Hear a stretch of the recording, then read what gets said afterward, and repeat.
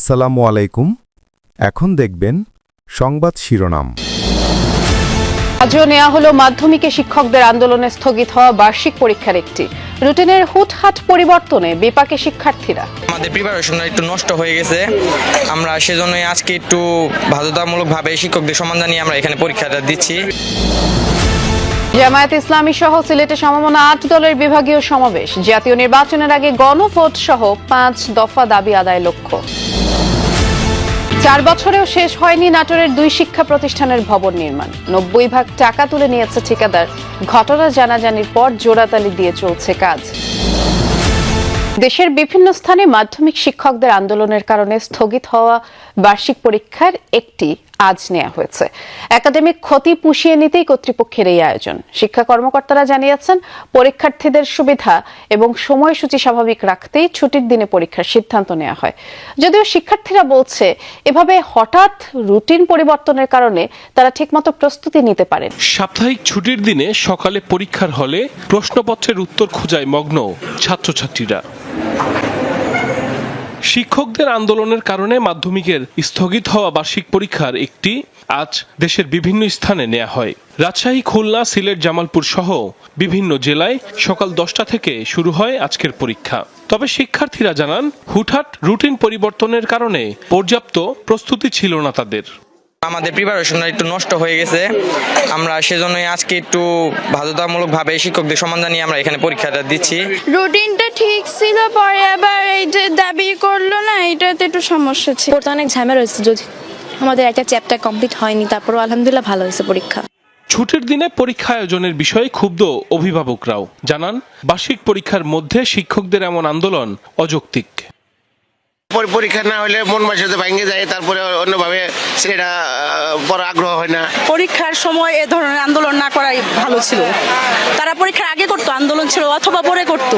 বাচ্চাদের 2টি পরীক্ষা স্থগিত হয়ে যাওয়ার কারণে আমরা বেশ উদ্বিগ্ন ছিলাম। তবে শিক্ষকদের দাবি, যৌক্তিক কারণেই আন্দোলনে ছিলেন তারা। ছাত্রছাত্রীদের একাডেমিক ক্ষতি পুষিয়ে নিতে বিশেষ ব্যবস্থায় পরীক্ষার আয়োজন করা হয়েছে বলে জানায় কর্তৃপক্ষ। অযৌক্তিক চিন্তা ভাবনা করে তো কেউ আন্দোলনে যায়নি, তাই না?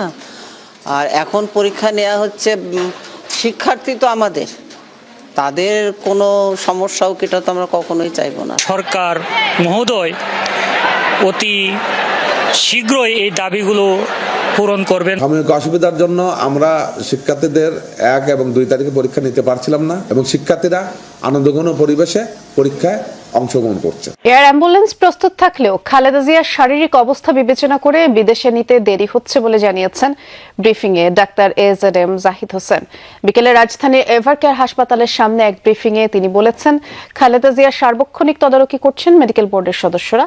আরো বলেন, সামাজিক যোগাযোগ মাধ্যমে অনেক গুজব ছড়াচ্ছে, সেগুলোতে কান না দেওয়ার আহ্বান তার।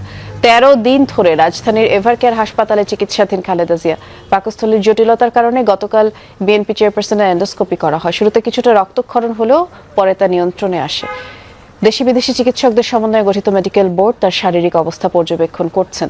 এদিকে শাশুড়ি খালেদা জিয়াকে নিতে দেশে এসেছেন তারেক রহমানের স্ত্রী ডাক্তার জুবাইদা রহমান। শুক্রবার 2 দফায় খালেদা জিয়াকে দেখতে হাসপাতালে যান তিনি, কথা বলেন চিকিৎসকদের সাথে। আসন্ন নির্বাচনটি আদর্শ নির্বাচন হতে হবে, যা নিয়ে কারো কোনো অভিযোগ থাকবে না। এক্ষেত্রে আইন শৃঙ্খলা পরিস্থিতি স্বাভাবিক রাখার বিষয়টি খুব গুরুত্বপূর্ণ বলে জানিয়েছেন পররাষ্ট্র উপদেষ্টা তৌহিদ হোসেন। সকালে রংপুর জেলা প্রশাসকের সম্মেলন কক্ষে জেলা ও পুলিশ প্রশাসনের সাথে মতবিনিময় সভা শেষে এসব কথা বলেন তিনি। তৌহিদ হোসেন বলেন, নির্বাচনে হেরে যাওয়ার সম্ভাবনা থাকলে ভোট কেন্দ্রে অনেক গন্ডগোল করার চেষ্টা করতে পারে, আর সেজন্য আইন শৃঙ্খলা বাহিনীকে প্রস্তুত থাকতে হবে। মতবিনিময় সভায় জেলা প্রশাসক, পুলিশ সুপার সহ অন্যান্য কর্মকর্তারাও উপস্থিত ছিলেন।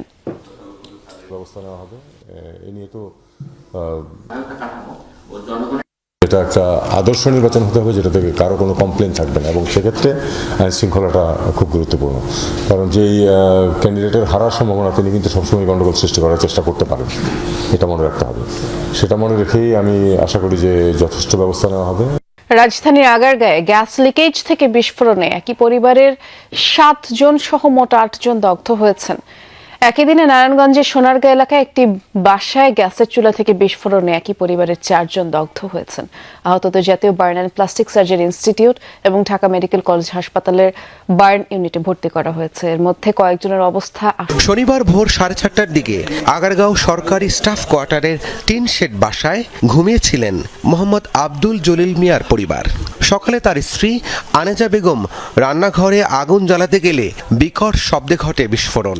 এতে তিনি সহ আহত হয়েছেন ছেলে সাকিব, আসিফের অন্তঃসত্ত্বা স্ত্রী মনিরা এবং তাদের নাতনি ইভা ও ঈশা।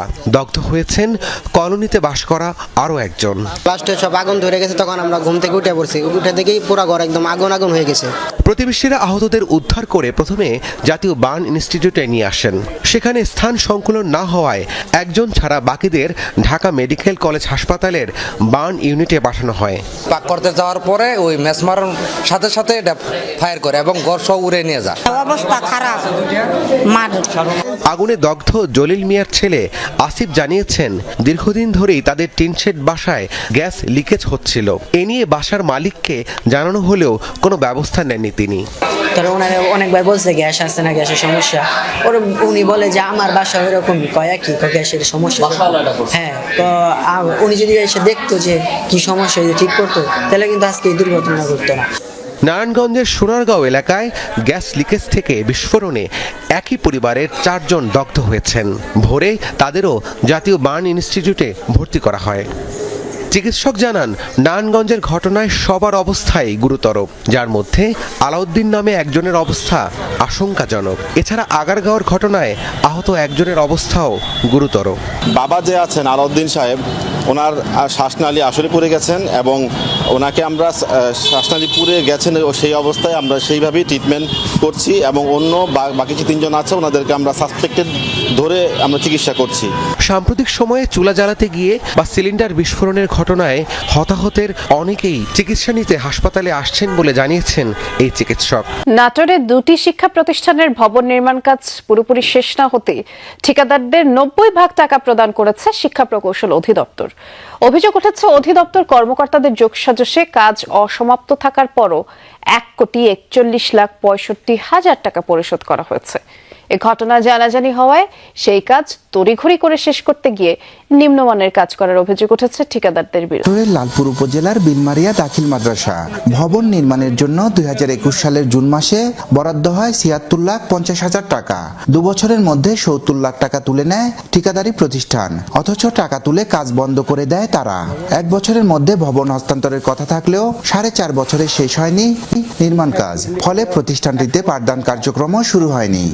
ছাদ প্লাস্টার এগুলা করে কাজটা বন্ধ হয়ে যায়। আজকে 4 দিন ধরে এখানে এই কাজটা রানিং হয়েছে। সব টাকায় উঠায় নিয়েছে সরকারের কাছ থেকে তারা, কিন্তু কাজ শেষ হয়নি।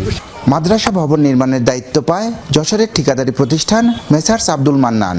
এখনো কাজ বাকি 30%। ঘটনা জানাজানি হয় সম্প্রতি তড়িঘড়ি কাজে হাত দিয়েছে ঠিকাদারি প্রতিষ্ঠান।